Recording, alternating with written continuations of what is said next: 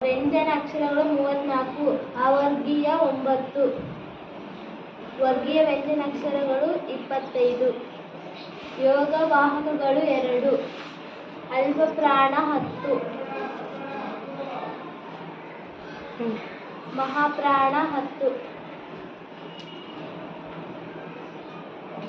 ಅನುನಾಸಿಕ 5,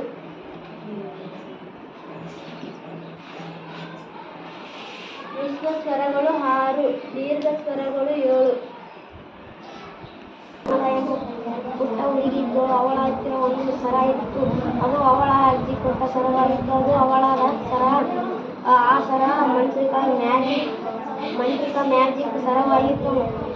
ಕಮಲ ತನ್ನ ಬೆರಳಿನಿಂದ ಸರವನ್ನು ಉಜ್ಜಿದಾಗಲೇ ಅದು ತನ್ನ ರೂಪ ಬದಲಿಸುತ್ತಿತ್ತು.